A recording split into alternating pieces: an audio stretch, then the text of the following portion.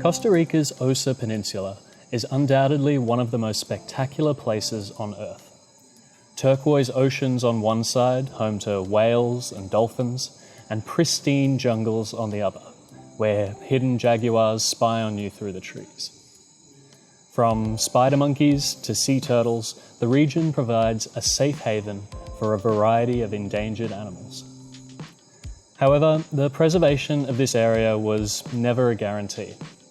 It's been the result of decades of hard work by a wide range of individuals and organizations who recognize just how special this place is. And for more than 25 years, this month's feature organization has led the charge in protecting the delicate ecosystems of the Osa Peninsula and Costa Rica more broadly. I recently spent a few days with the Corcovado Foundation in order to learn more about the vital work they do in the region, both in the environmental and social sectors. The organization is an inspiring one, and its staff are dedicated and passionate. But then again, who wouldn't love their job if they worked in a place like this?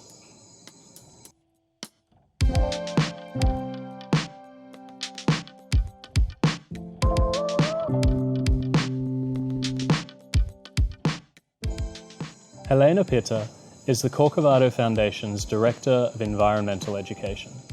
She's been with the organization for over a decade, but began her career as a volunteer. I've been working for the foundation, I think this year for 12 years. I studied biology in Spain, and I came here as a volunteer. I was an assistant in the Sea Turtle project. And then I started working, helping with the activities with the children. And so now I'm the coordinator. The Corcovado Foundation is located in the small town of Drake Bay in the south of Costa Rica, a place renowned for being one of the most biodiverse regions on the planet. It's a hot spot in the world. That means that in a really small place, we have a lot of biodiversity. It's one of the places on the earth where you can go walking and suddenly see the monkeys, a toucan, the macaws. So for me, it's a really special place in the earth, and it's an isolated area also. So to arrive to Drake Bay by boat for the first time, I think it's like arriving to Jurassic World. You go through the mangrove, that is amazing, and then you have to cross the end of the river with the waves and then arrive to the sea and you see all this land full of forest. Established in the late 90s, the Corcovado Foundation was initially just focused on preventing deforestation. So Corcovado Foundation was created in 1997, but it started because there was a lot of illegal logging in the area.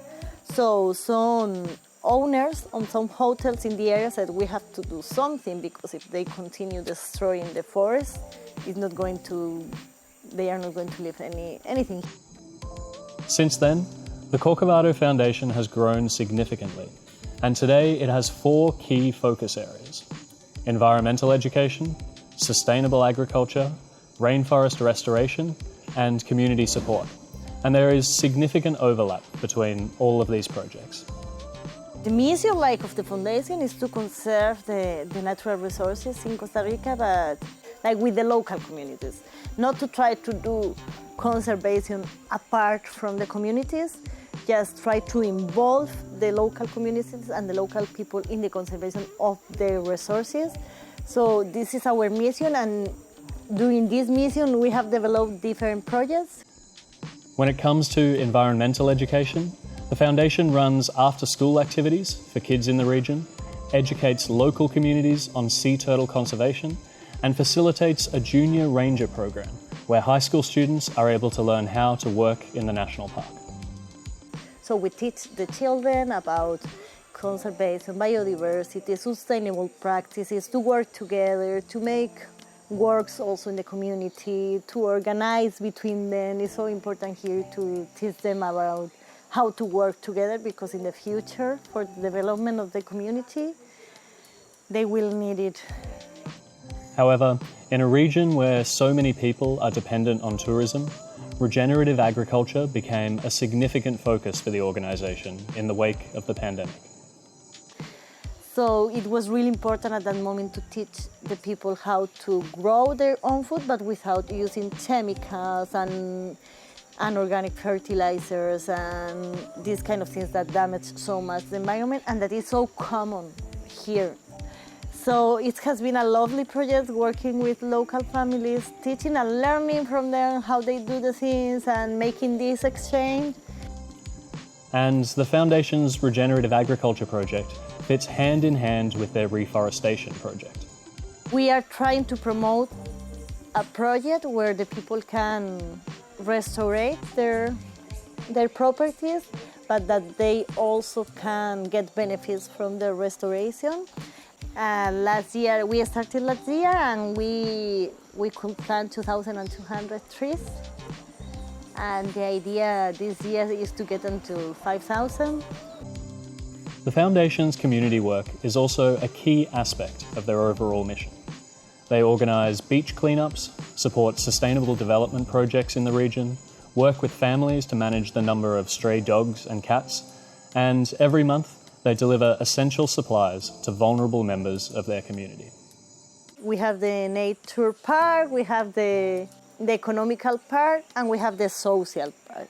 So everything has to grow together, because if not, there is not a balance between, and it doesn't work.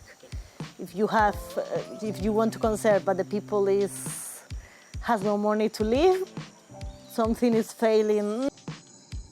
In addition to their core projects, the Corcovado Foundation also runs a bio-hostel, a social project which brings in extra funding for their work and also houses the many volunteers they receive from around the world. Volunteers assist with all of the different projects and are provided with a unique opportunity to get to know a more authentic side of Costa Rica. You don't do like the same activity the whole week normally. You are going to be with a lot of local people. That's the way to know a place, no? To be with the local people and visit local families and try to talk with them and learn from them. And being in an amazing place next to the river, you just have to jump. Surrounded by the forest and the birds, and yeah, I think it's a new opportunity to learn, an opportunity to know, really to know a place. Indeed, it's getting to know the people of the Osa Peninsula and inspiring them to work together with the Corcovado Foundation that motivates Helena every day. So one of the best moments for me here, I have been doing environmental education with children since they were little. And now maybe they are in high school or university. And when they told you how they felt, like when they were doing activities, how that can have impact in them, for me that is like when I feel, okay, this has a sense, this is why we are doing this. The thing I was most impressed with the Corcovado Foundation was the way all their projects overlapped and interacted with each other. The environmental education, the sustainable agriculture, the reforestation. It's all done with both the natural world and the local community in mind. It reminds us that environmental and social movements need not oppose each other. Indeed, they both thrive best when a holistic approach is adopted. The Corcovado Foundation has been instrumental in protecting one of the most incredible places on Earth, and their dedicated team are ensuring that the Osa Peninsula continues to be enjoyed for generations to come.